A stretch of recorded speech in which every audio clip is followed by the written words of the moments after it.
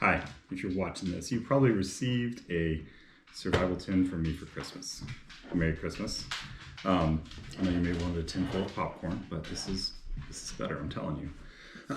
What I wanted to talk about was a few of the items in here in case some of you aren't familiar with survival stuff. So I'm going to talk about a few of the things. I'll do a little demonstration of the fire stuff outside, and that'll be it. So first is the tin itself. The tin itself can be used for some things.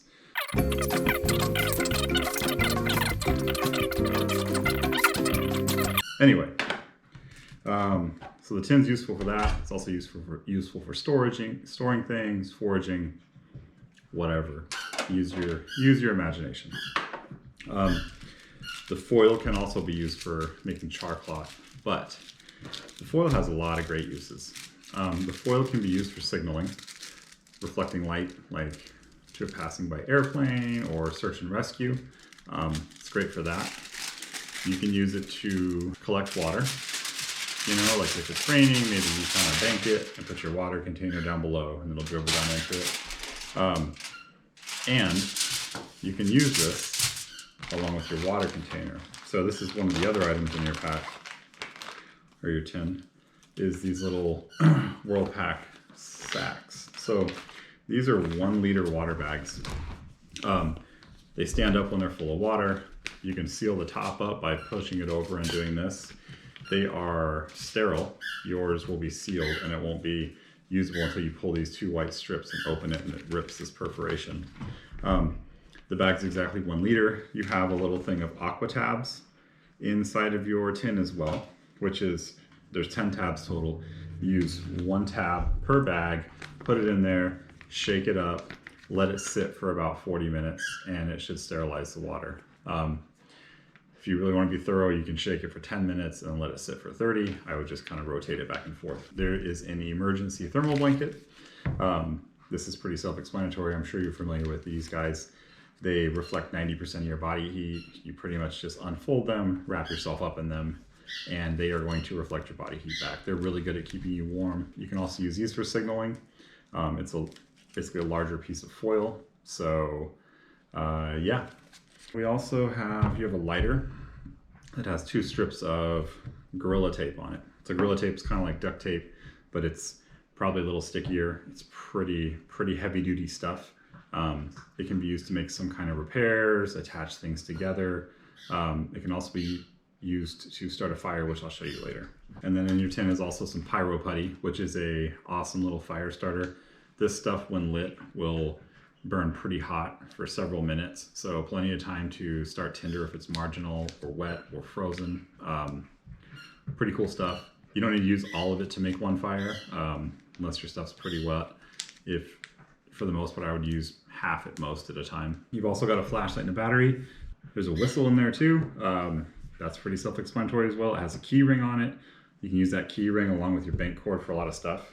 I guess that's one thing I haven't talked about yet, is the bank cord. So this stuff is number 36 bank line.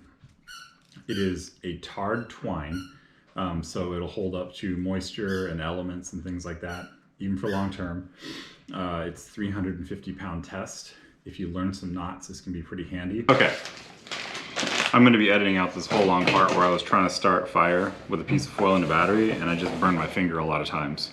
If you need to start a fire and you are reduced to using a battery and a piece of foil, good luck to you. Okay, so one thing I didn't mention that's in your tin yet is there is a small multi-tool in a leather pouch in there. It's got a cutting tool on it, a flathead screwdriver. It's got a little saw. It's one of the pieces of gear that you might want to upgrade in your kit. You get like a small survival knife or something. It works, but it's probably not ideal, but it fit in the tin with everything else. And yeah, but hopefully this tin inspires you to think about just being prepared for an unforeseen circumstance where you have to get through 24 hours or a couple days, and just the basic stuff where you're going to need to be able to keep yourself warm, have some sort of protection from the elements, have water, make a fire to cook with. Yeah, so take this as a start, and that's it. All right. Now for the fire samples.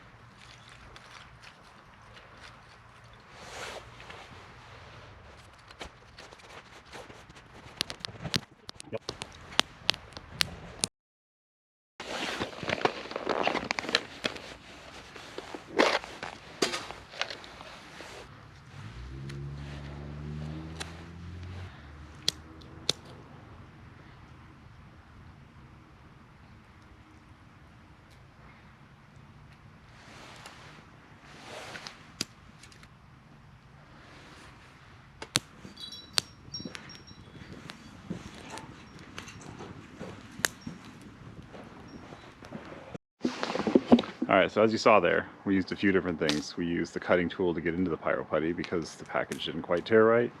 We used the pyro putty to start a fire, and we used the lid to attempt to dig towards the ground. Didn't work out so well, we had to use a stick.